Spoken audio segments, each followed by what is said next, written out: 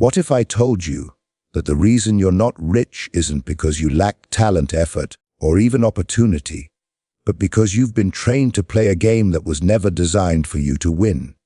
Every day, billions wake up, work hard, and go home believing that discipline and honesty will one day make them wealthy. Yet, the richest men in history never followed those rules. They wrote their own. The system rewards those who understand power, not purity. It hides the true mechanics of wealth behind words like ethics, fair play, and humility, while the elite build empires in silence. The problem we're going to solve today isn't how to make money. Anyone can make money. It's how to make so much money it feels illegal.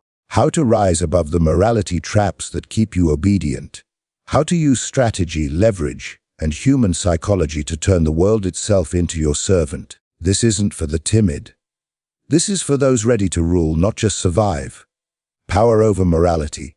True wealth doesn't come from playing fair. It comes from understanding the rules deeply enough to bend them without breaking them.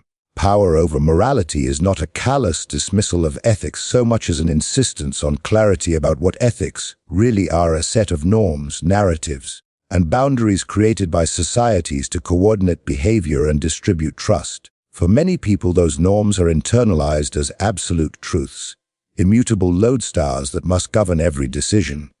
For anyone who intends to amass extraordinary wealth, however, those lodestars must first be inspected, then measured, then used or set aside according to purpose. The first step toward acquiring wealth that feels illegal is to recognize that morality, as most people understand it, is a social technology. It shapes incentives, it creates predictable behavior, and it can be leveraged. If you can see morality as tool and terrain rather than as a sacrosanct code, you begin to understand the real architecture that allows fortunes to grow, who enforces which rules, when those rules bend, and which social narratives are powerful because they are believed, not because they are sacrosanct. Those who gain extraordinary wealth are almost always students of human predictability. They watch how moral signals move markets and loyalties. They learn that public piety and private maneuver are not contradictions but strategy. To be clear, this is not an invitation to lawlessness. The distinction matters. There is a vast difference between illegal acts that expose you to ruin and calculated moral maneuvers that reposition you inside the law's allowances while taking full advantage of the gaps between written regulation and practiced enforcement. The truly potent actor is the one who can hold both reputations, the public reputation of rectitude and the private capacity to act ruthlessly when necessary, without letting either leak uncontrollably. Reputation is a currency. Maintain it, and the legal system, the market, and society will continue to do business with you. Lose it recklessly, and those systems will close like a trap. Understanding the malleability of morality also means understanding timing. Moral outrage is rarely constant. It spikes, subsides, and is shaped by narratives. The same conduct that would draw howls in one era can be celebrated in another if framed properly. Wealth builders learn the rhythm of public attention and the art of framing. They make moves when outrage is fragmented, and they shape narratives when attention is concentrated in ways that favor them. This is not the counsel of a villain in a vacuum. It is the counsel of a strategist who recognizes that the social cost of action and the financial reward are both variable. You weigh those currents before you move. You measure the probability of sanction, the cost of penalty, and the gain to be made if you succeed. That calculus, strategic, immoral in its method, but not reckless, is how massive fortunes are considered and created. A further element of power over morality is the cultivation of moral ambiguity. People instinctively summarize others into categories: saint, sinner, competent, incompetent. Those are heuristic shortcuts that the mind loves. A skilled operator deliberately cultivates ambiguous signals so that rivals, regulators, and allies cannot easily pigeonhole them. Ambiguity confuses enforcement because it saps the confidence of those who would act against you. Ambiguity also buys time. While opponents chase down definitive proof, opportunities evaporate and you have gained advantage. The artful use of ambiguity is not mere deception, it is economy. It reserves real secrecy for critical moments and uses public ambiguity to shield real strategy from premature exposure. Another dimension is the alignment of moral postures with material incentives. If you can design ventures that appear to satisfy moral desires, charity, sustainability, fairness, while actually concentrating capital and influence, you accomplish two things at once: you reduce scrutiny, and you broaden your coalition of support. Institutions, donors, and customers respond to moral narratives. When your commercial structure resonates with the stories people want to believe, they fund it, purchase from it, and defend it. This is not manipulation in the crude sense. It is the deliberate design of enterprise that reconciles outward virtue with inward extraction. It is safer because the more your profit-making sits under a canopy of perceived public good, the less likely it is to attract regulatory and social heat. Yet power over morality demands a cold understanding of sacrifice. Moral postures are expensive. Maintaining an unblemished public image requires investment, time, attention, money. The wealthy learn to allocate these costs optimally. Sometimes the expenditure of goodwill is worth it because it buys access, and access buys opportunities that repay the investment many times over. Sometimes it is wiser to spend less on appearances and more on operational advantages. The choice depends on the landscape. What distinguishes the average entrepreneur from the extraordinary accumulator of capital is the discipline to treat reputation as a budget line and to manage that budget ruthlessly and intelligently. The interplay between private action and public virtue also leads to an important insight. The law is an imperfect mirror of morality. Laws lag behind practice and are shaped more by power dynamics than by any coherent moral philosophy. There are legal avenues that allow behaviors to be structured in ways that concentrate wealth, but remain defensible under law because they exploit ambiguity, precedent, or incomplete regulation. The morally astute financier or founder spends as much energy identifying these legally permissible architectures as they do in building product and market share. They know that the edge often lies not in outright criminality, but in structuring ventures to fit within or just beyond current legal frames while remaining resilient to enforcement. That resilience comes from compliance where it matters, opacity where it is legal, and alliances where influence can blunt the edge of scrutiny. Power over morality also requires a mastery of scales. What looks immoral at the level of an individual transaction may be morally neutral or even approved at the level of institutions or industries. The person who seeks titanic wealth learns to operate at the scale where the rules are more fluid and the lenses of judgment are wider. Small deviations in a local market can be disastrous. Systemic advantages on an industry scale can be transformative. This is why the strategy of accumulating power often involves moving from local plays, individual deals, small investments, to structural plays, creating platforms, setting standards, controlling distribution. The moral calculus shifts as scale grows. At scale, moral constraints are mediated by the need for stability, by the entrenchment of economic dependencies, and by political influence. The architect of wealth sees these transitions and positions themselves to exploit structural frictions rather than individual errors. An essential practice of this orientation is the study of precedent. History is full of actors who navigated moral storms successfully and of those who perished because they misunderstood which bounded norms were enforceable and which were performative. Interpreting precedent is not about mimicking past deeds. It is about discerning the patterns of response. How did institutions react when someone pushed a rule? When did public outrage translate into legal action? Who defended whom and why? Patterns reveal where the real leverage lies: in institutional reluctance, in the complexity of proof, in the costliness of prosecution, or in the diffusion of harm. Those who accumulate great wealth are students of pattern recognition. They model probabilities and build contingencies. They embrace the uncomfortable truth that moral theater matters, but often less than the hard, slow motions of institutions and power networks. Power over morality also encompasses the internal moral code you permit yourself. To act effectively, you must decide which moral rules are your anchors and which are negotiable. This internal architecture is not hypocrisy, it is strategy. It prevents moral drift and helps you sleep. If you allow every moral quandary to unsettle you, you will be paralyzed. If you have no moral framework at all, you will destroy relationships and reputations that are valuable. The wise operator therefore constructs a personal ethic that protects core relationships and values while allowing flexibility in the pursuit of advantage. That ethic should be explicit rather than a fog of rationalizations. An explicit ethic permits decisive action and reduces the corrosive guilt that undermines long-term strategy. Finally, power over morality is ultimately about responsibility. When you use moral ambiguity or exploit moral narratives to build wealth, you accept consequences. Ethical, practical, reputational. The most successful actors are those who take responsibility for the fallout of their strategies. They prepare for backlash.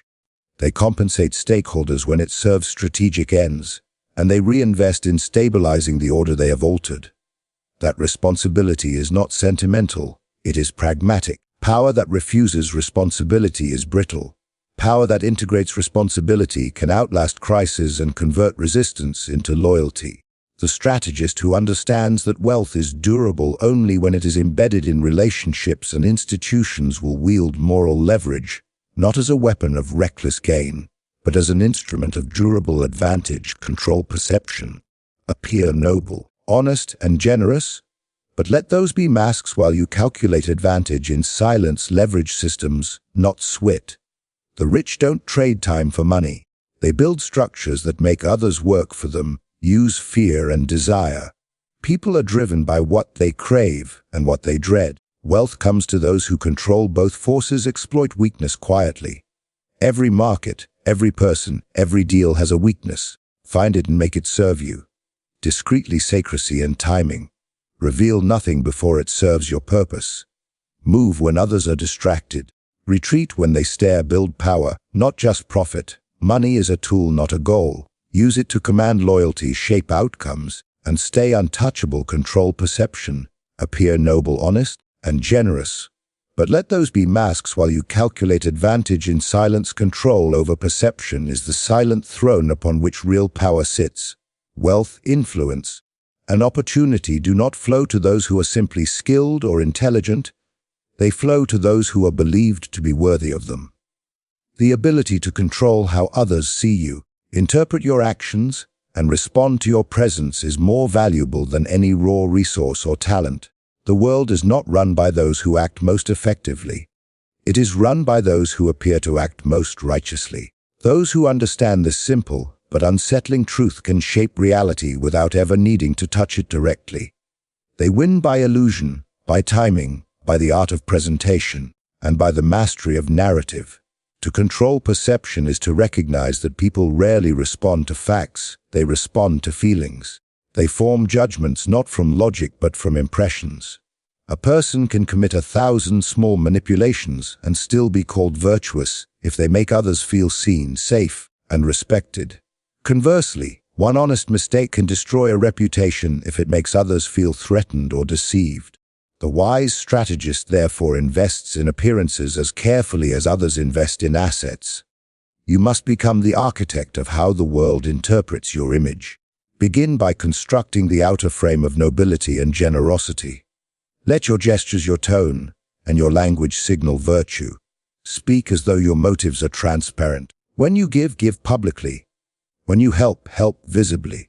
When you win, let others believe it was because you were fair, not because you were relentless.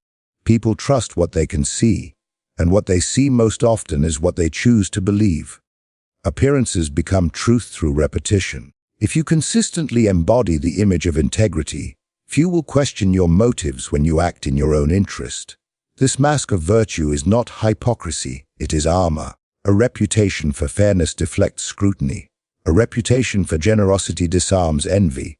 When others see you as a noble force, they lower their guard, share information freely, and even defend you against criticism. The power of controlled perception lies not in deceiving others maliciously, but in channeling their expectations toward ends that serve you.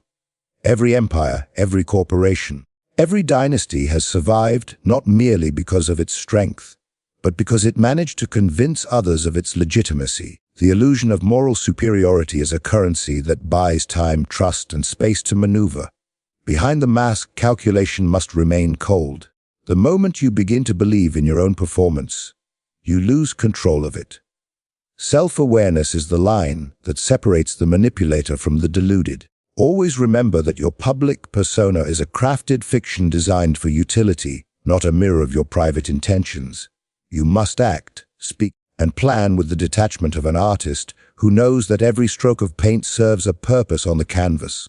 Emotions are tools. Sincerity is a method, not a condition. You may smile in warmth or weep in sorrow, but both should serve design. Perception is also a matter of control over narrative timing. People remember what they hear last and what they see most dramatically. If you err, move quickly to define the story before others do. A scandal becomes a tragedy if you frame yourself as the victim. It becomes redemption if you confess strategically. Always be first to interpret your own actions. Never let others write your legend. The world forgives those who tell their story with confidence and conviction. Even failure, when narrated correctly, becomes proof of resilience rather than evidence of weakness. Control of perception extends to the crafting of silence. Sometimes what you withhold says more than what you reveal. The air of mystery amplifies power. When people cannot fully read your intentions, they project their own hopes and fears onto you. Ambiguity becomes a mirror that reflects their desires, and you become whatever they most wish you to be. This psychological alchemy allows you to exist in multiple forms simultaneously. Friend, leader, visionary, savior, depending on who is looking. The less you explain, the more powerful you appear. Words invite contradiction, silence invites reverence. To control perception in the modern world is also to master the mechanisms of visibility. Media, social platforms, institutions, all of them trade in image. Those who understand how visibility works can convert attention into legitimacy. The secret lies not in being seen constantly, but in being seen selectively. Appear rarely, but make each appearance unforgettable. When the crowd begins to take your presence for granted, withdraw. Let absence breed curiosity, and curiosity will regenerate relevance. The elite of every age understand this dance of presence and absence. They manage exposure as carefully as one manages an investment portfolio, enough to yield returns, never enough to exhaust value. Manipulating perception requires fluency in symbols. Humans think in stories, but they remember through symbols, logos, gestures, phrases, rituals. Create and control your symbols. Let them stand for your values, your strength, your supposed benevolence. A single well-designed symbol can communicate authority more effectively than hours of explanation. A trademark, a personal slogan, a visual cue, all can embed your power in the subconscious of those around you. When your symbol becomes inseparable from success or virtue, your position becomes self-sustaining. People will defend you not because they understand you, but because they have invested emotionally in what you represent. Yet the control of perception must never devolve into crude deception. Lies that are easily exposed destroy trust forever. The master of perception deals in half-truths, statements that can be defended factually, but are shaped emotionally to serve purpose. Never assert what cannot be justified when challenged. Instead, arrange the truth so that it leads observers to the conclusions you prefer. This is persuasion at its most elegant. Your words contain no falsehood, yet they guide belief exactly where you wish it to go. Another subtle art is the distribution of credit and blame. Let others believe they are part of your triumphs, even when their contribution is minimal. Share praise liberally, share responsibility sparingly. People who feel included in your success will protect your reputation as their own. When failure comes, be prepared with narratives that redirect accountability without open conflict. Blame circumstance, misunderstanding, or timing, but never accuse directly unless it strengthens your control over perception. Vindictiveness reveals weakness. Composure projects mastery. The wise operator also cultivates proxies to echo their image. When third parties defend you voluntarily, your reputation becomes self-reinforcing. Build circles of loyal voices, employees, followers, partners, who benefit from your perceived virtue. Their interests will align with maintaining your myth. The more independent they appear, the more credible their defense becomes. This is why enduring power structures always depend on networks of beneficiaries who echo the leader's supposed moral legitimacy. Control over perception at scale requires the orchestration of belief through many mouths, not one. Perception management is warfare without weapons. It is fought through tone, context, and insinuation. Every glance, every word, every silence is a move on the board. You must learn to read the emotions behind others' expressions and respond in ways that reinforce the story you want them to tell themselves about you. This requires emotional intelligence, an awareness not only of what people feel, but of how those feelings can be directed. Influence is not dominance. It is subtle guidance toward conclusions that serve you. In the marketplace of power, truth itself is a luxury. Most people cannot handle full truth without panic or anger. They crave coherence more than accuracy. Give them stories that make sense of their world, and they will trust you even when reality is unclear. To control perception, therefore, is to become a supplier of meaning. You interpret events so that others need not. You provide emotional closure where chaos reigns. The one who defines what events mean becomes more important than the one who caused them. But control of perception is fragile if it depends solely on performance. It must be supported by real achievements. Illusion without substance collapses under scrutiny. Therefore, every gesture of appearance should be tethered to a core of competence. Deliver results quietly, and let others publicize them loudly. The paradox of power is that genuine skill amplifies deception. It makes the illusion believable because it occasionally aligns with truth. When you can back appearance with selective proof, your reputation becomes invincible. Control of perception also involves mastering the art of contradiction. Humans are drawn to complexity. A person who seems too perfect provokes suspicion. One who shows flashes of imperfection appears authentic, reveals small flaws deliberately. Moments of humility, minor mistakes, harmless eccentricities. These imperfections humanize you and make your larger manipulations less noticeable. Perfection invites envy. Relatability breeds attachment. The crowd forgives what it feels connected to. Lastly, never underestimate the importance of consistency.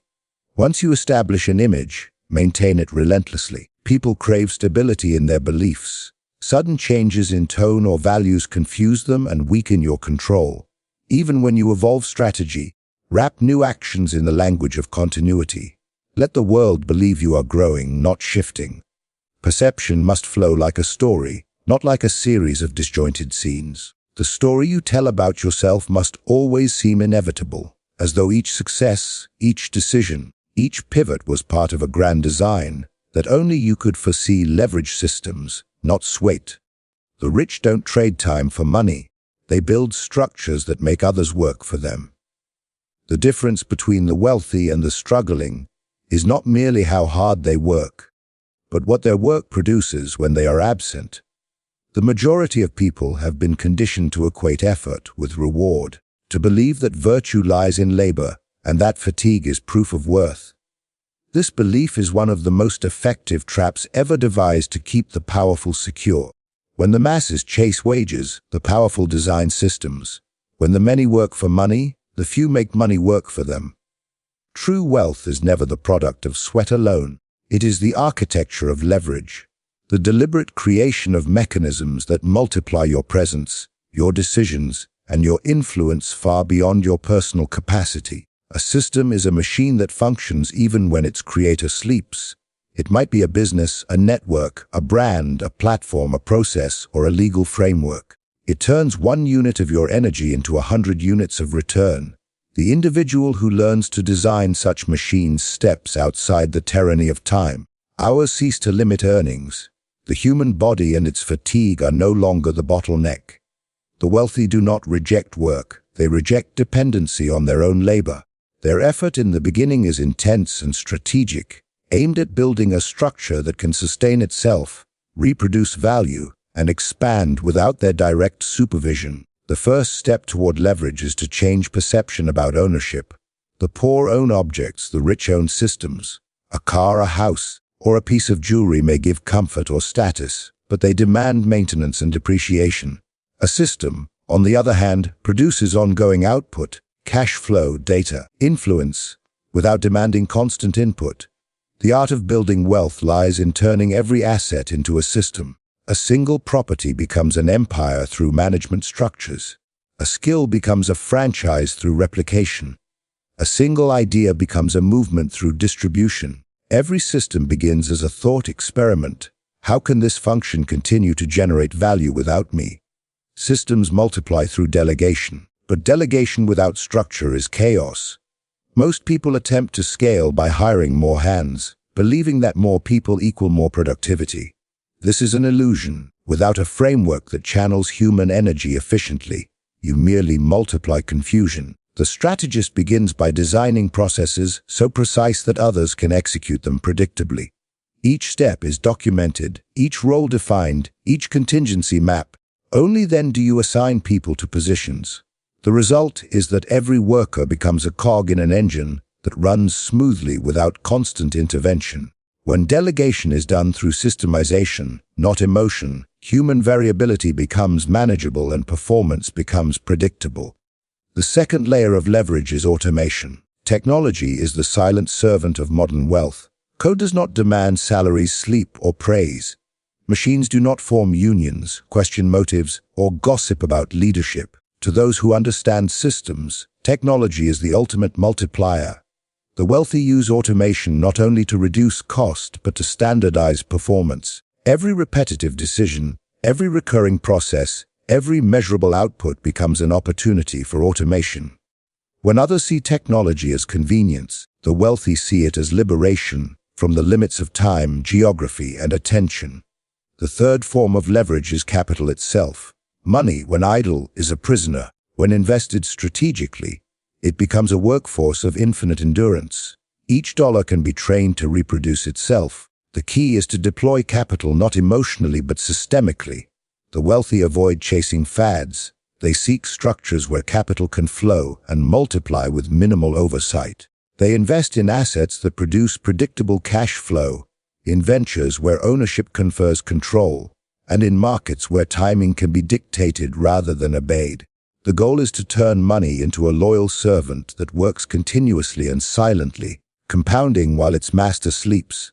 Networks form the next layer of leverage. A single individual, no matter how talented, is limited by their own reach. But a network of suppliers, clients, investors, or influencers extends the boundaries of influence exponentially. The rich understand that relationships are not merely social connections, they are distribution systems. Each ally amplifies reach, each contact opens access, and each strategic partnership compounds opportunity. Networks are systems made of people, bound not by sentiment but by mutual benefit. To build such networks, one must become a source of value. Provide leverage to others, and they will lend their systems to you. The truly powerful rarely act alone. They act through alliances that appear spontaneous but are carefully cultivated. Information itself is a system. In the modern world, knowledge asymmetry creates the most efficient leverage. The individual who controls information can predict, anticipate, and manipulate outcomes long before others are aware of them. This is why the wealthy invest heavily in intelligence, market data, insider relationships, political forecasting. Knowledge allows one to move before the crowd, to buy before value is recognized, and to sell before decline becomes visible. The greatest fortunes have always been built on information arbitrage, seeing what others cannot, and acting while others hesitate. To maintain this advantage, the wealthy construct systems of observation analytics, networks of informants, and feedback loops that feed decision-making with constant precision. Yet leverage is not only about mechanics, it is also psychological. Systems are built on people, and people are driven by incentives. The powerful design incentive structures that align the desires of others with their own goals. They pay not merely in money but in identity, recognition, and belonging. Employees become loyal because the system makes them feel essential. Partners cooperate because the system rewards compliance and punishes betrayal subtly. A well-built system does not need constant policing. It governs through self-interest. Everyone in it believes they are advancing their own cause, even as they advance yours. This is the highest form of leverage, when people move your machine willingly, convinced that they are steering it. Leverage through systems also requires detachment. The builder must not cling emotionally to every part of the machine. Systems evolve, break, and adapt. What matters is the function, not the form. The poor cling to jobs and routines because they fear uncertainty. The wealthy embrace redesign because they value adaptability. A system that cannot evolve dies. The strategist continually refines, replaces, and removes components, ensuring the engine runs at maximum efficiency. This demands a cold understanding of redundancy. If a person, process, or product can be replaced by something faster, cheaper, or more scalable, it must be. Sentiment is the enemy of leverage. To construct systems, one must learn to think in hierarchies, not tasks. Tasks are the concern of laborers, hierarchies are the domain of architects. Each level of the system must feed into the next, with minimal friction and maximum predictability. A single broken link can collapse the entire structure. Therefore, maintenance is as critical as creation. The wealthy spend enormous resources not just building systems, but protecting them through legal insulation, technological security, and political influence. The goal is to make the system resilient against disruption. The less dependent it is on external permission, the stronger it becomes. Leverage also has a moral dimension, though it rarely announces itself as such. Every system exploits asymmetry of information, power, or resources. To the uninitiated, this may seem unjust, but it is simply the natural order of strategy. Those who build systems accept that inequality of control is inevitable. They focus on being the one who designs the rules rather than the one who abides by them. The game cannot be escaped, only mastered. Those who complain about the system are often those who failed to recognize they were inside someone else's design. The powerful avoid this fate by always building, rather than merely participating. One of the most effective forms of leverage in the modern age is intellectual property. Ideas can be duplicated endlessly, but ownership of their expression or application can generate perpetual income. A song, a design, a formula, a piece of software, all can be licensed, franchised, or automated. The wealthy see creative output not as an endpoint, but as a blueprint for replication. The goal is not to create once, but to create something that others must continually pay to use. In this way, intellect itself becomes machinery. The mastery of leverage also requires patience. Building systems takes time, and the early stages demand immense focus without visible reward. The impatient chase quick returns through effort. The patient design mechanisms that yield for decades. The discipline to endure delayed gratification separates the speculator from the empire builder. When you create systems, your effort compounds quietly until it appears unstoppable. From the outside, success seems sudden. From within, it is the predictable result of years of structural accumulation. Finally, leverage is the art of invisibility. The most powerful systems operate in plain sight, yet few notice them. A tax loophole, a data algorithm, a distribution network, a political alliance. These are invisible levers that shift entire markets. The master strategist works behind these curtains. They need not shout, compete, or prove themselves. They simply pull the right strings at the right time, and the world responds. This is the ultimate evolution of wealth creation, when your influence moves faster than your presence, and your systems produce results even when your name is unspoken. Use fear and desire. People are driven by what they crave and what they dread. Wealth comes to those who control both forces. Human nature is a battlefield ruled by two ancient generals, fear and desire. Every action, decision, and belief that moves a person is governed by these twin forces. The wise and the wealthy have always understood that to control people, to move markets, to shape behavior, one must not waste energy persuading the rational mind. One must instead seize command of what people long for and what they wish to avoid. The world runs not on logic but on appetite and anxiety. The person who learns to direct these currents does not need to fight for power. Power flows toward them like a tide. Desire is the spark that ignites action. It is the engine of ambition, consumption, and loyalty. Every brand, every religion, Every political order survives because it convinces its followers that they will receive something they crave.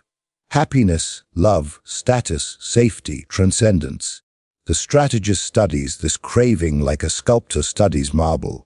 To create influence, one must understand the shape of people's hunger. Wealth builders know that no market exists without desire. They do not sell products, they sell fulfillment, prestige, escape, transformation. They make others believe that ownership of their offering will close a gap between who they are and who they wish to be. But desire alone is not enough. Desire draws people forward, but fear keeps them captive. The power of fear is its immediacy. Desire whispers of the future, fear screams of the present. People can postpone pleasure, but they will act instantly to avoid pain. The art of manipulation lies in knowing when to tighten each string, when to entice with promise and when to threaten with loss. The wealthy master this rhythm. They offer rewards to the hopeful and consequences to the hesitant. They know that the same hand that gives can also withhold, and that people will work harder to avoid deprivation than to achieve luxury. In commerce, fear and desire are woven together deliberately. Advertising shows a world where beauty, success, and belonging await, but only for those who act now, buy now, subscribe now. The consumer is kept oscillating between craving and insecurity. This emotional oscillation is profitable. The strategist does not eliminate fear, they balance it, keeping the subject forever chasing relief through consumption or obedience. The perfect system of control gives just enough pleasure to sustain participation and just enough fear to prevent rebellion. In personal influence, the same principles apply. Leaders who wish to command loyalty must appear as both source of hope and guardian against danger. People follow those who can protect them from chaos while promising a better horizon. This is why charismatic figures often speak in dual tones. One moment inspiring vision, the next warning of threats. The balance of reassurance and intimidation stabilizes their authority. If they were only loved, followers would grow complacent. If they were only feared, followers would conspire to escape. The blend of fear and desire creates submission willingly given, which is far more reliable than submission imposed. The wise also learn to weaponize uncertainty. Between fear and desire lies a narrow corridor of doubt, and doubt is fertile ground for manipulation. When people are unsure whether they will gain or lose, they become addicted to hope. They continue investing, buying, following, because they cannot bear to abandon the chance that the next moment will bring the reward they seek. Casinos, markets, and political campaigns thrive on this uncertainty. They create systems where outcomes are unpredictable but appear controllable. Humans crave control, and so they keep participating, believing that just one more effort will tilt fate in their favor. The designer of such systems becomes invisible but omnipotent. To use fear and desire effectively, one must first master one's own. A person enslaved by greed or terror cannot manipulate others. They are too easily baited. Self-control is the prerequisite to external control. The strategist must become emotionally opaque, feeling neither elated by victory nor shaken by risk. This detachment allows precise calibration of incentives. When you are no longer moved by the same emotions that move the masses, you can predict their responses as a mathematician predicts outcomes. Their hopes become levers, their anxieties switches, and their dreams a map. Fear, however, is not always external. The most powerful forms are internalized. The wealthy understand how to implant narratives that make people police themselves. Guilt, shame, and social conformity are forms of fear turned inward.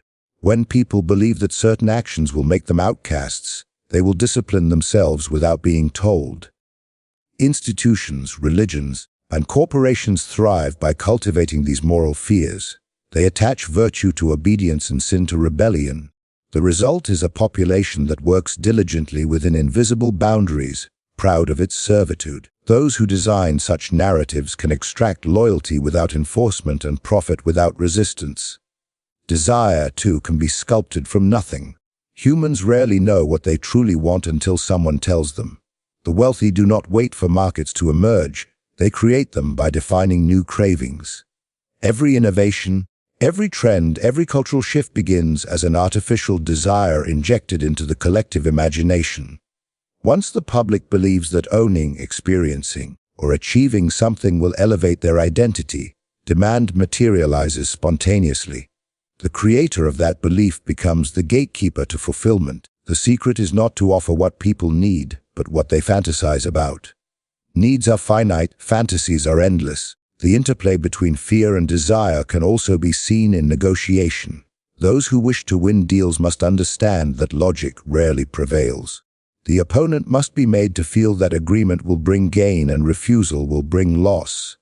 The moment they imagine what they might lose, resistance collapses. The negotiator does not overpower. They seduce and threaten simultaneously, without appearing to do either. Words, tone, and timing become weapons sharper than any contract clause. The goal is not to force compliance, but to make the other party believe they are escaping a worse fate or seizing a fleeting opportunity. The same principle applies to leadership within organizations. Employees, partners, or followers respond predictably to controlled doses of recognition and anxiety. If they feel entirely safe, productivity declines. If they feel entirely threatened, loyalty dissolves. The leader who modulates both creates perpetual motion. Occasional rewards keep hope alive. Subtle reminders of replaceability keep ambition sharp. This is not cruelty. It is orchestration. Human energy, like electricity, requires both positive and negative charge to flow. Too much of either and the system collapses. In the realm of politics, fear and desire are the twin pillars of stability. Populations are mobilized by promises of prosperity and unity, but they are maintained by warnings of external enemies or internal chaos. History's greatest rulers understood that fear unites faster than love. The threat of loss, of safety, culture, privilege, galvanizes people more intensely than the dream of gain. Thus, every enduring power maintains an enemy, real or imagined. The enemy provides reason for obedience, justification for control, and distraction from internal flaws. Desire gives the vision, fear enforces the structure. The psychology of markets follows the same pattern. Booms are built on desire, crashes on fear. The shrewd investor profits from both by anticipating emotional cycles. When crowds are greedy, he sells. When they panic, he buys. The principle is simple: exploit emotional extremes created by mass psychology. Market manipulation is nothing more than managing collective hope and terror.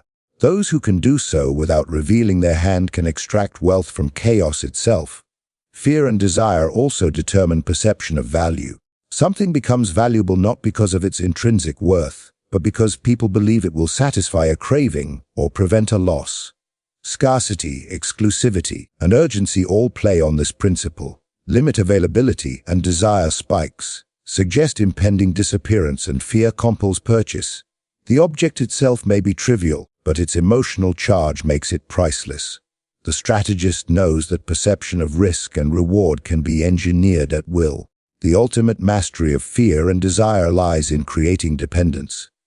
When people's sense of safety and fulfillment both originate from you, they will never abandon you willingly. You become their provider of comfort and their shield from danger. They fear life without you more than they resent your dominance. This form of control is subtle but absolute. It transforms voluntary association into emotional captivity. Every great brand, every enduring institution, every charismatic leader aims for this outcome. They do not merely want your transaction, they want your trust entwined with anxiety, your loyalty fused with need. At its core, using fear and desire is about shaping meaning. People do not respond to the world itself, they respond to the stories they tell about it. Rewrite those stories, and you rewrite behavior. Make them believe success equals obedience, and they will comply. Make them fear irrelevance, and they will consume endlessly. Make them desire belonging, and they will trade freedom for inclusion. Control the emotional lens through which they interpret their world, and you control their world itself. Exploit weakness quietly. Every market, every person, every deal has a weakness. Find it and make it serve you. Discreetly, power is not a product of brute strength, it is the art of precision. Those who dominate markets, institutions, and individuals do not win by shouting the loudest or striking the hardest. They win by identifying where others are soft, where systems leak, where egos blind, where desires overreach. Weakness is the only true constant in human affairs, and the strategist who learns to see it without emotion, to touch it without noise, and to exploit it without leaving fingerprints, becomes unstoppable. The masses look for opportunity in open daylight, in trends and headlines. The wise look in the shadows of human imperfection. Every deal, every person, every organization carries hidden vulnerabilities. Flaws in reasoning, fractures in trust, dependencies disguised as strength. To see these is to possess invisible leverage. The first rule of exploiting weakness quietly is observation. Patience is a weapon sharper than aggression. Most people reveal their vulnerabilities willingly. They simply need to feel seen, respected, and heard. The ego, desperate for validation, exposes its defenses in conversation. The impatient operator interrupts, but the patient one listens. In that listening, patterns emerge.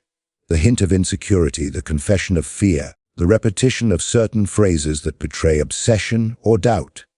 The one who listens more than he speaks gathers power without appearing to seek it. Knowledge obtained through silence is more potent than any force of argument.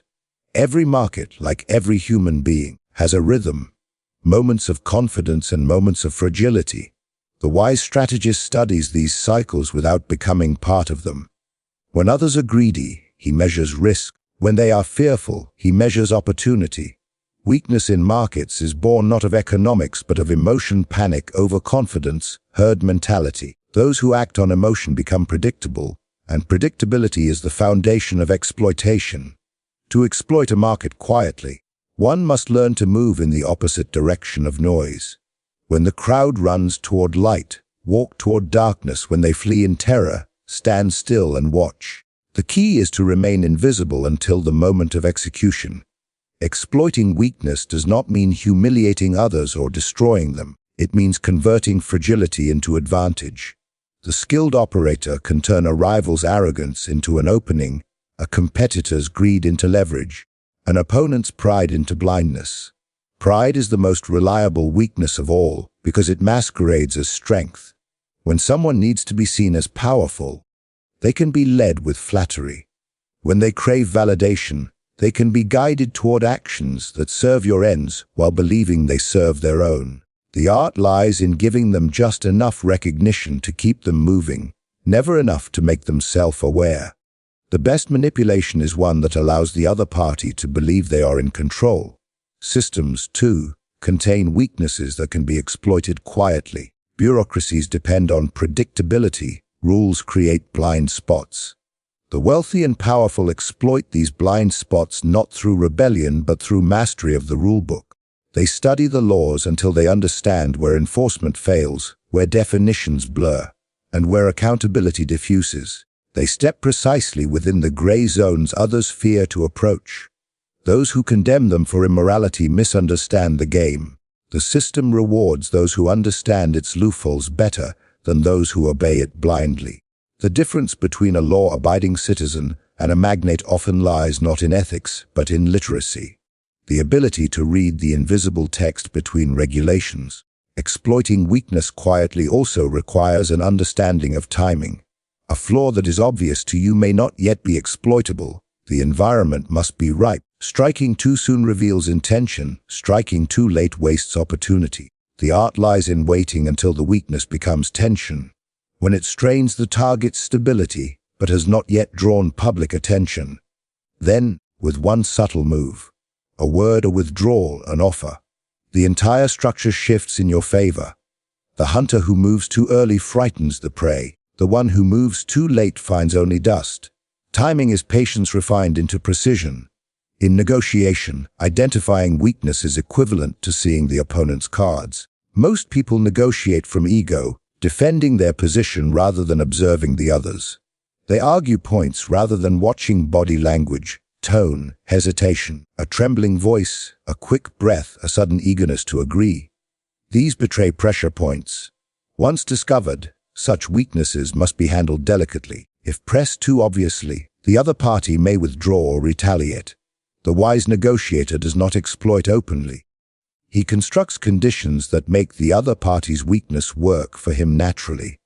He makes them believe the decision was theirs all along. This quiet form of exploitation breeds no resentment because it feels like fate.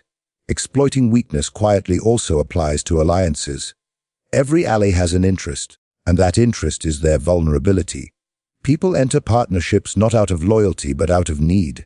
For money, for prestige, for access, for protection. The strategist identifies what the other party cannot afford to lose and ensures that their survival depends subtly on his favor. Control, once rooted in dependence, rarely needs to be enforced. The illusion of freedom keeps the subordinate content, while the invisible chain keeps them bound. True mastery lies in making others cling to their servitude as though it were choice. Weakness also hides in institutions. Bureaucracies grow sluggish. Hierarchies grow complacent. The ambitious exploit this inertia. When everyone else fears risk, taking small calculated risks yields disproportionate reward. When everyone else avoids responsibility, stepping forward creates visibility. The system rewards initiative selectively because it craves stability but depends on innovation. Those who exploit institutional stagnation quietly become indispensable, not by defiance but by filling voids that others ignore. But exploitation must remain quiet. Noise invites scrutiny, and scrutiny invites retaliation. The successful manipulator never announces victory. They allow others to believe outcomes were natural, accidental, or mutual. They move like wind, present everywhere, visible nowhere. To exploit weakness publicly is to awaken pride, and pride fights even when it cannot win. A humiliated rival becomes a long-term enemy. A deceived one becomes an unknowing servant. Therefore, discretion is not just virtue, it is insurance. The less others know of your intent, the less they can unite against it. The study of weakness also involves self-awareness. One cannot exploit effectively if one's own flaws remain unexamined. The same emotions that expose others, pride, greed, impatience, can betray you. Before searching for the world's soft spots, you must harden your own. Silence your ego so that no flattery can blind you. Discipline your appetites so that no temptation can mislead you. And master your impatience so that no provocation can force your hand. When you become unraidable, you become invulnerable. The hunter who is visible to his prey becomes prey himself. The first shield of power is opacity. Every weakness in the world can be traced back to a single origin: need. Need is dependence, and dependence creates leverage. Whoever supplies what others need holds control, even without dominance. This is why the powerful seek to position themselves as gatekeepers. They do not need to control everything. They only need to control access. The one who controls access can dictate terms quietly. In business, this means owning distribution rather than production. In politics, controlling narrative rather than policy. In relationships, controlling emotion rather than affection. The mechanism changes, but the principle remains constant. The supplier of need becomes the master of desire. Weakness also manifests in routine. Predictable behavior is exploitable behavior. People and organizations repeat actions because repetition feels safe. But safety breeds laziness, and laziness breeds blind spots. The strategist studies patterns until he can anticipate outcomes. Then, at the moment others act on habit, he introduces a subtle disruption. A small change in timing, a different approach, a single unexpected move, and the entire equilibrium collapses. Exploiting routine requires no confrontation. It requires observation and imagination. You do not need to fight the system. You only need to let it continue unaware while you reroute its flow in your favor. The exploitation of weakness, when done quietly, often takes the form of influence rather than force. Influence is manipulation so refined that it feels like inspiration. Instead of pushing people, you shape their environment so they push themselves. You place the right idea at the right moment, knowing it will blossom into action without your further involvement. You design incentives that align their self-interest with your objectives. You never instruct directly, you imply, suggest, guide. In this way, their weakness, the need for approval, belonging, meaning, becomes a tool of their own making. In the higher echelons of power, the most profound weakness is isolation. The powerful are often surrounded by fear, flattery, and deception. They lose touch with reality, hearing only what comforts them. This makes them extraordinarily manipulable to those who can offer truth strategically. By feeding them fragments of honesty at moments of vulnerability, you become indispensable. They come to rely on your counsel, mistaking your presence for integrity, when in truth it is design. The quiet exploitation of a ruler's isolation has brought down empires and built new ones in their place. Finally, to exploit weakness quietly is to embrace invisibility as strength. The world applauds the visible conqueror, but fears the invisible manipulator. Visibility invites judgment, and judgment restricts movement.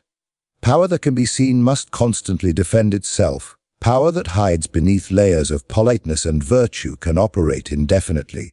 The most dangerous force in any environment is not the loudest, but the one whose motives are never questioned, whose image is spotless, and whose actions seem benign.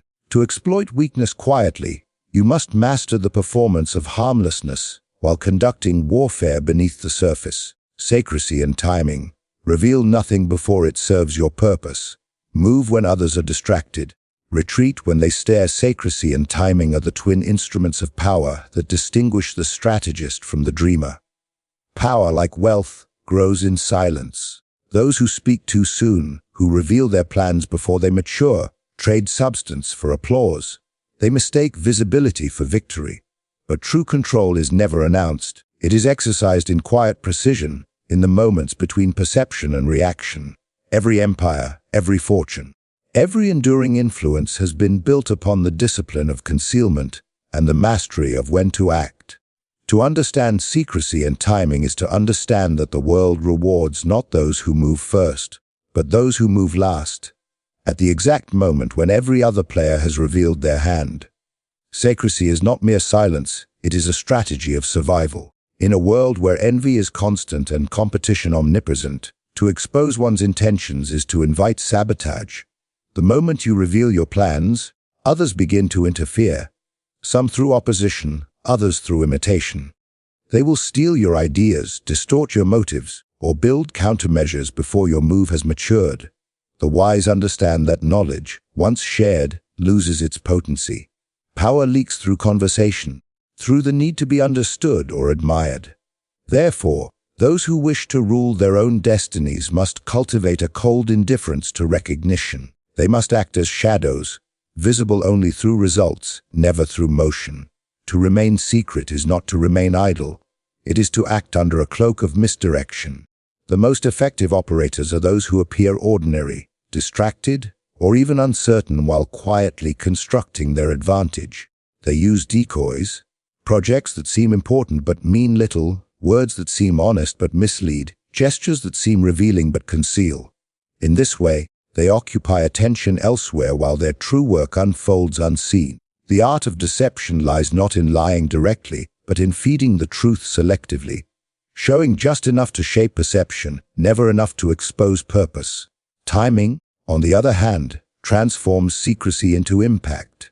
Knowledge and planning mean nothing if one moves at the wrong moment. Acting too early reveals intent before others are ready to follow.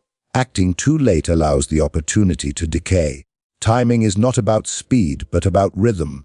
Knowing when the world is distracted, when competitors are complacent, when public opinion is turned elsewhere. A master of timing does not fight momentum, he harnesses it. He waits until conditions ripen naturally, then executes with sudden precision, appearing prophetic to those who were blind. The ability to wait is the rarest of strengths. Impatience is the disease of the weak. They rush because they fear missing opportunity, not realizing that opportunity itself is a function of preparation meeting the right moment. Those who wait without wasting time, who prepare quietly while others exhaust themselves in premature action, inevitably dominate. Waiting is not passivity, it is gathering force. It is sharpening the blade while others swing dull swords. When the moment comes, the prepared strike once and decisively, leaving no chance for recovery. The use of secrecy extends beyond individual ambition into all structures of power. Governments, corporations, and elites operate through layers of concealment not because they fear exposure, but because transparency is vulnerability. The masses demand to see plans, but visibility gives them something to attack. Hidden structures endure because they cannot be targeted. What cannot be seen cannot be destroyed. Those who wish to build lasting power understand this instinctively.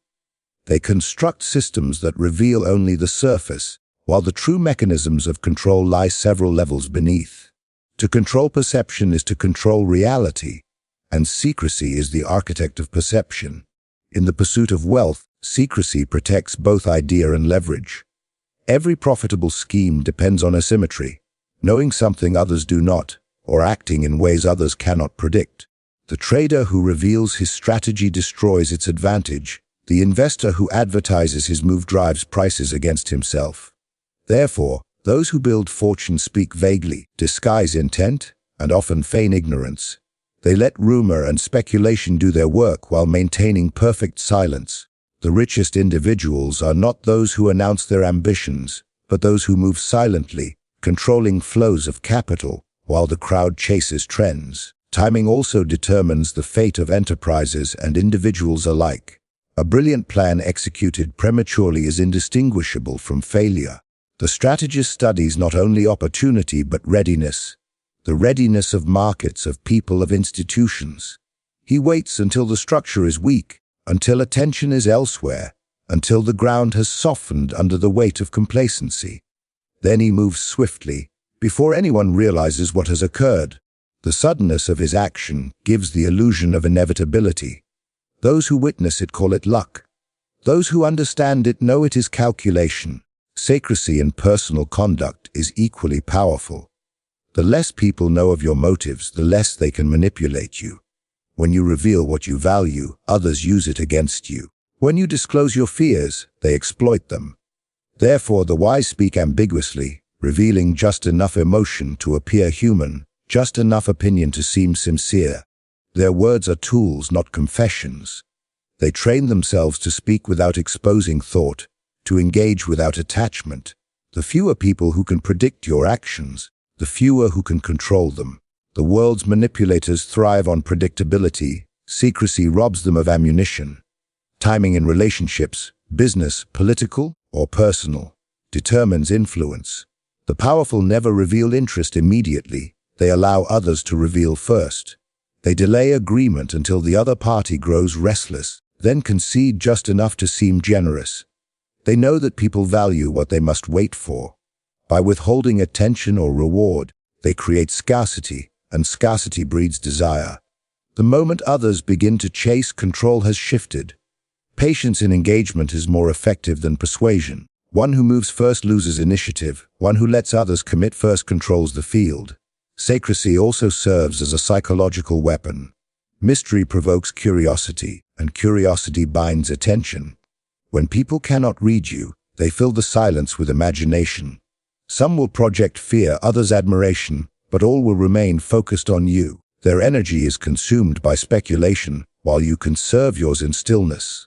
The silent man appears deeper than he is, wiser than he may be, because mystery magnifies presence. This illusion of depth is itself power, a shield and a magnet combined. In contrast, the talkative expose themselves. Their transparency drains their authority. The one who speaks constantly becomes predictable, and predictability invites dismissal. Timing, in psychological terms, is the orchestration of surprise. Humans crave pattern. They find safety in expectation. To break expectation at the right moment is to seize absolute attention. The strategist uses this instinct carefully, remaining consistent long enough to be trusted, then breaking pattern when it serves a purpose. A well-timed deviation from character can produce shock, admiration, or submission. Predictable power inspires comfort. Unpredictable power inspires awe. The one who knows when to shift tone, pace, or demeanor at the exact moment others grow complacent commands not just respect, but fear. The discipline of secrecy requires mastery over one's own vanity. The desire to be understood is the most subtle form of weakness. Many reveal themselves not because they are careless, but because they crave recognition for their cleverness. They wish to be seen as strategic, as important, as intelligent. But in seeking acknowledgement, they expose their map. Vanity is the enemy of control. The powerful cultivate indifference to reputation during action and use it only as a weapon after victory. They prefer to be underestimated before success and mythologized afterward. Visibility is a luxury reserved for those who have already won. The mastery of timing, too, demands emotional control. To wait requires faith in one's own preparation and restraint against the urge to act prematurely. The impatient man misreads calm as stagnation, silence as defeat. He fails to understand that every moment of inaction can be a moment of invisible positioning, gathering information, observing reactions, creating misdirection. The calm strategist understands that haste wastes energy and exposes intention. Every step must be taken when it causes maximum consequence with minimal effort. That is the essence of timing efficiency disguised as destiny. In warfare, both physical and economic, the principle of secrecy and timing defines victory. Armies that telegraph their movements invite defense. Corporations that reveal their innovations invite competition. The great tacticians mislead opponents into expecting attack where there is none, while preparing silently elsewhere. They win before the battle begins, through the manipulation of expectation. They reveal what they want others to see, and they act where no one is looking. The same applies to entrepreneurs, negotiators, and political operatives. Those who control perception dictate the terms of engagement. Even silence can be a weapon of timing. When words are expected, withholding them creates unease. In negotiation, a pause can extract more confession than interrogation. In leadership, delayed response tests loyalty. In competition, apparent inactivity conceals preparation. The absence of action, when deliberate, becomes the loudest signal of control. The powerful use stillness as misdirection, a mirror that reflects others' anxiety back upon themselves. Those who cannot endure silence betray their weakness through action. The strategist, comfortable in stillness, lets others reveal themselves through their inability to wait. Secrecy also protects freedom. Those who operate publicly must justify every move. Those who operate privately can change direction without resistance. Publicity binds, silence liberates. The quiet planner can experiment, pivot, or retreat without explanation.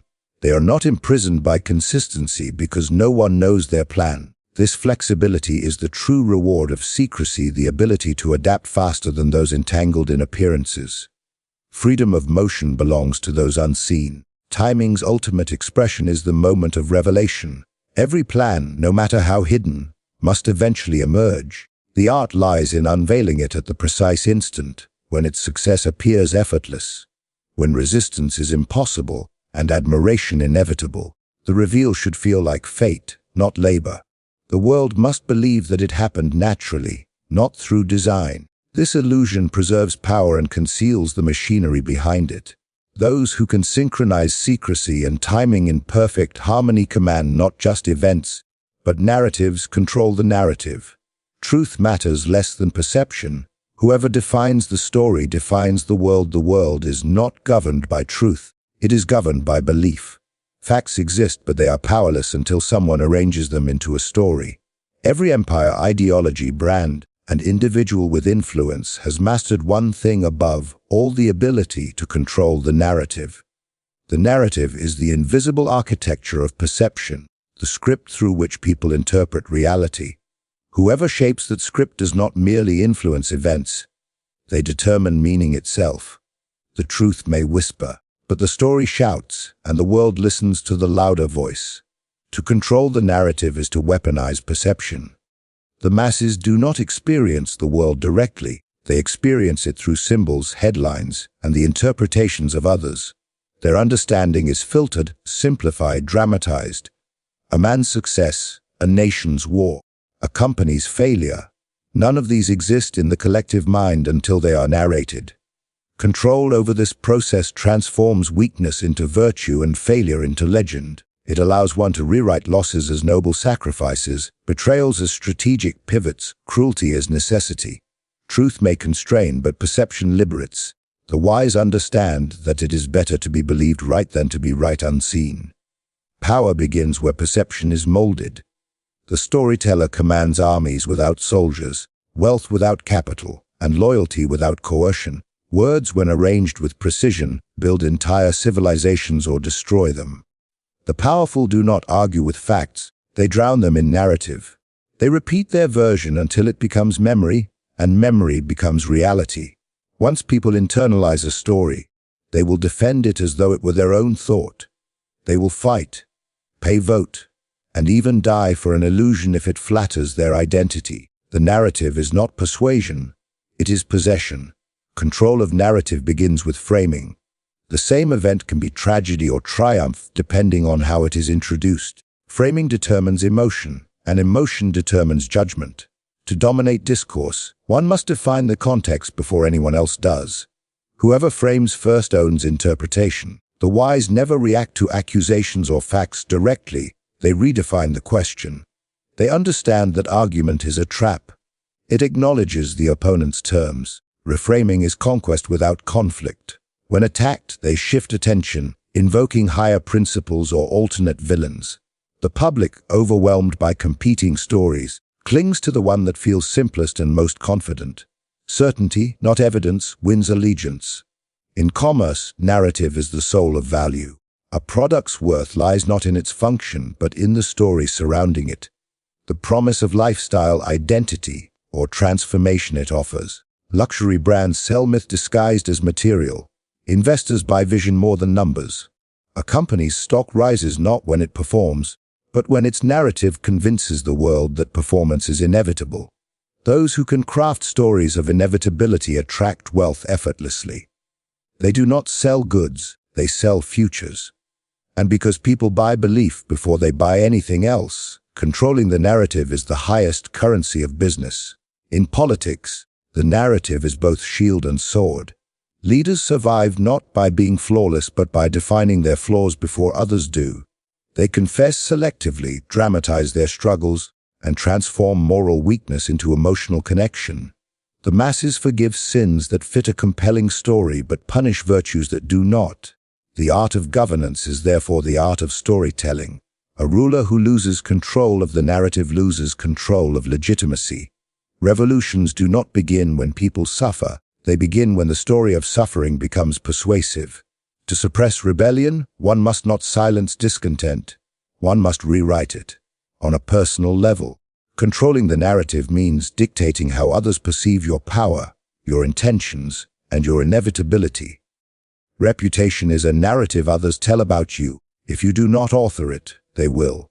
The intelligent individual constructs a persona deliberately, curating what others see and what they do not. They release information strategically, shaping mystery, confidence, or relatability as needed. Every word, gesture, and absence of reaction contributes to the story others tell themselves about you.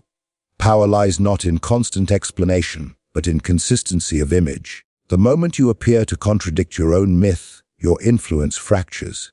Therefore, the wise protect their narrative as they would a fortress, allowing no unauthorized edits, no uncontrolled leaks, no impulsive disclosures. Controlling the narrative requires understanding the emotional architecture of an audience. Facts persuade the mind, stories possess the heart. Humans do not think in data. They think in patterns of conflict and resolution, of heroes and villains, of before and after.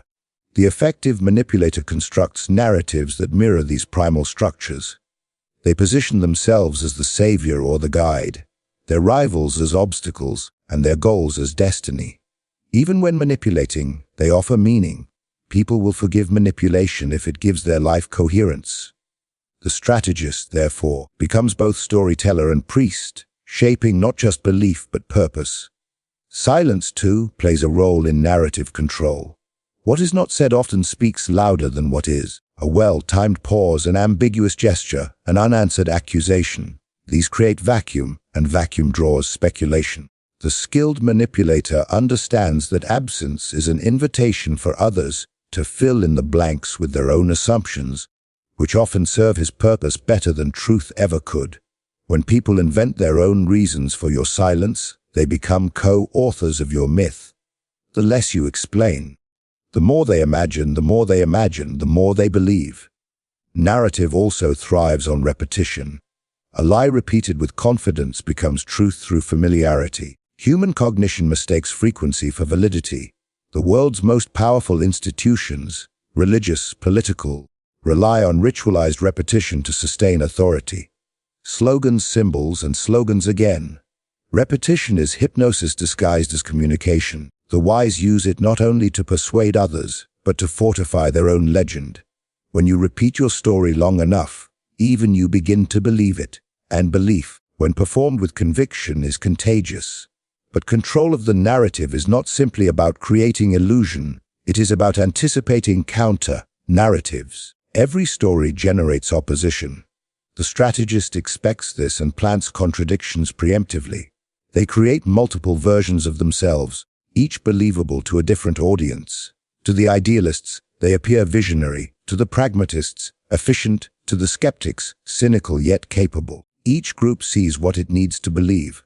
This multiplicity creates resilience. When one version is attacked, another survives. The unwise cling to a single image and crumble when it is shattered. The wise distribute identity across perception, making destruction impossible. The manipulation of narrative also involves control of language itself. Words are not neutral, they are weapons. The same concept, phrased differently, shifts entire ideologies, justifies surveillance, freedom, excuses chaos. Whoever defines the vocabulary defines morality. The powerful use euphemism to soften domination and metaphor to sanctify greed. They know that emotion lives in words, and by adjusting language, they reshape the moral landscape.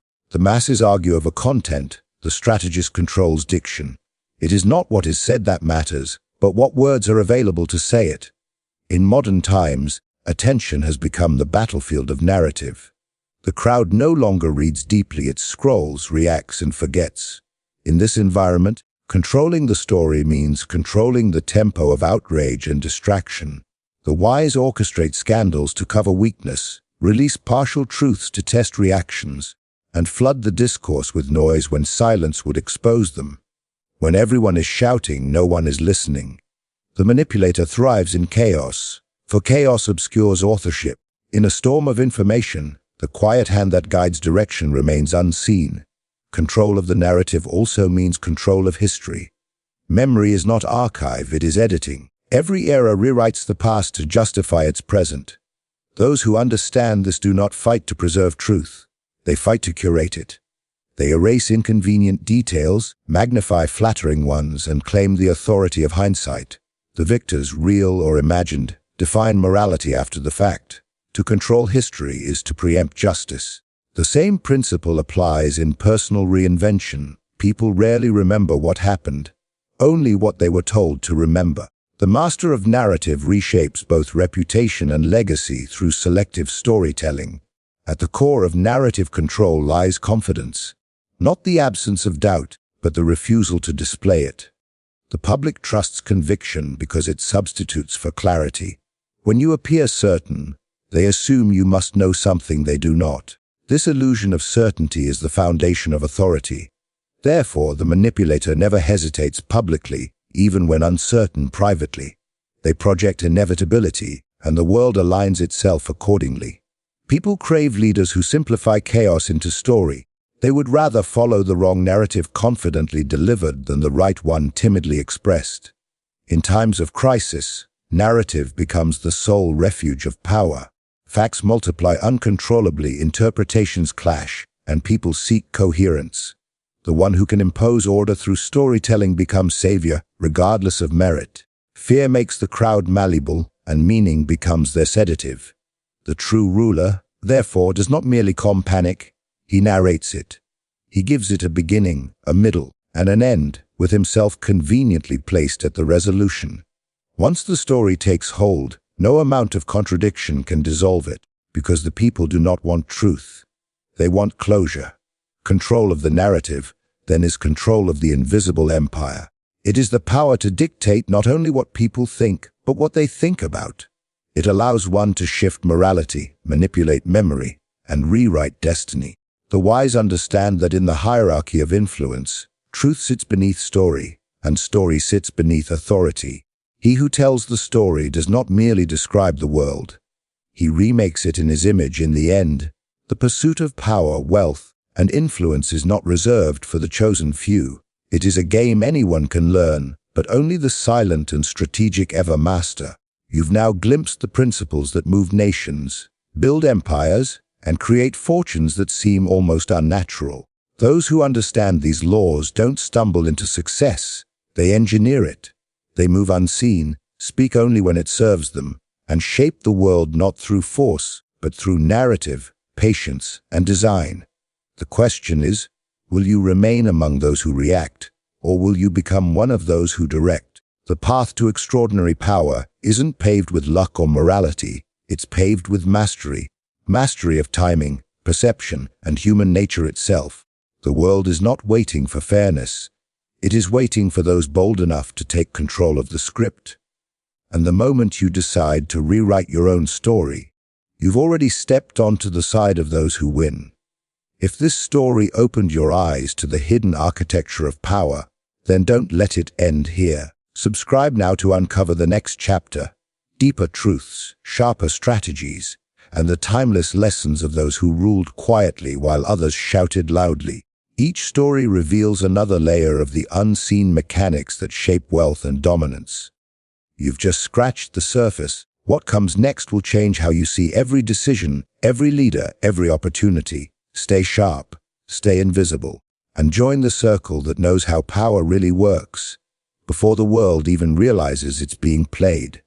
Subscribe now and prepare for the next revelation.